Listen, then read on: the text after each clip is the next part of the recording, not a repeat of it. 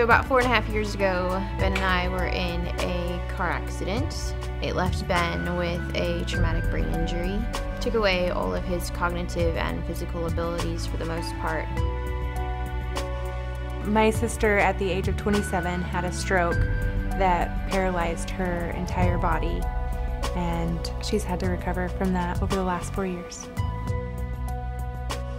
Hi, my name is Allison, and I have MS, and I was diagnosed in 1996 when I was 23.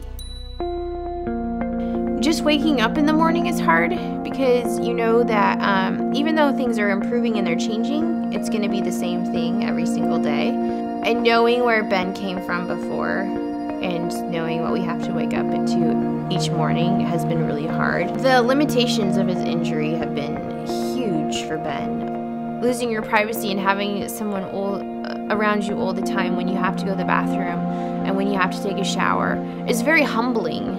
And also, you know, losing your independence and watching people around you being able to do everything and you're not able to do that is also a challenge as well.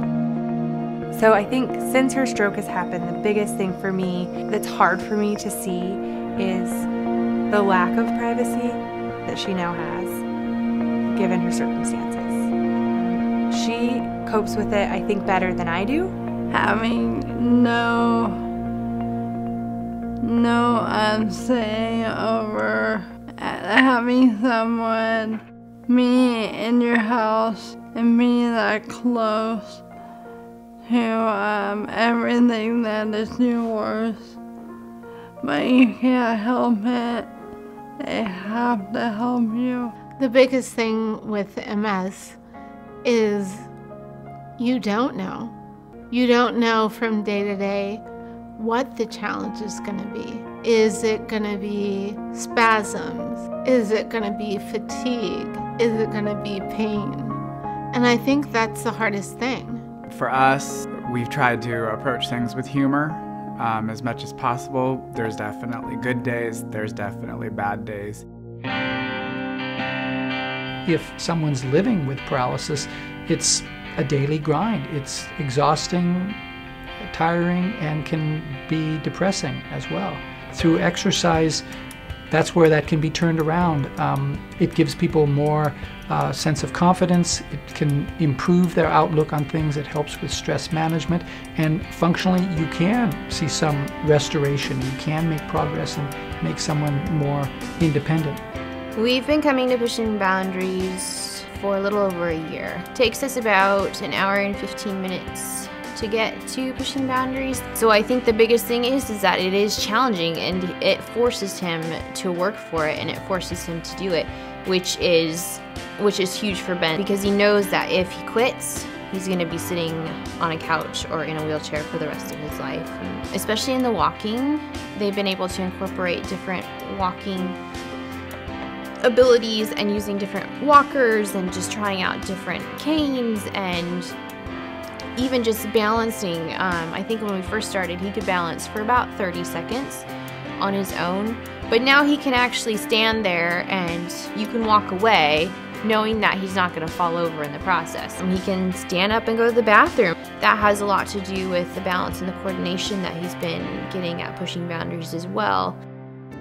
Having Pushing Boundaries right here in the Northwest has been so amazing. I feel like if we didn't have it, I would be having to go to a hospital.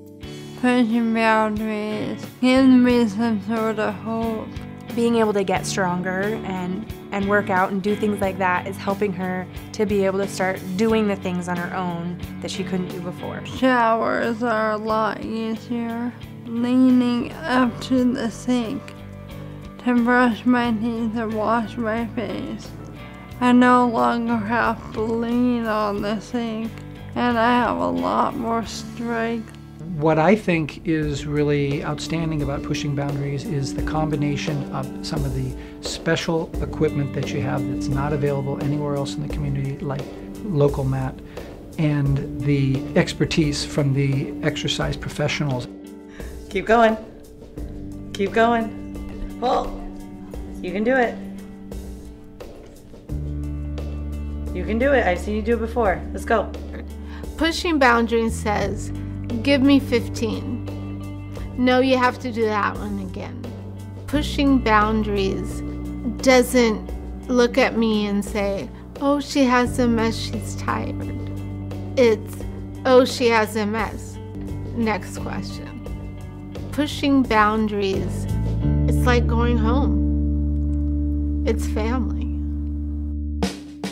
I want Ben to have his freedom and the ability to do things, and I think that's what keeps us both going, is that we're so determined, even though it's very tiring and very grueling, and some days I want to throw my towel in just like Ben does and say whatever. I immediately look at him and know that we need to keep going and we need to keep persevering. My hope for the future is to lead a normal life, you know.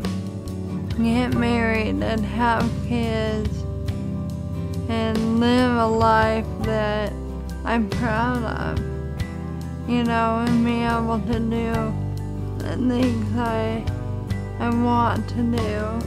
I want my future to be happy, to be healthy, to be the best I can in this situation.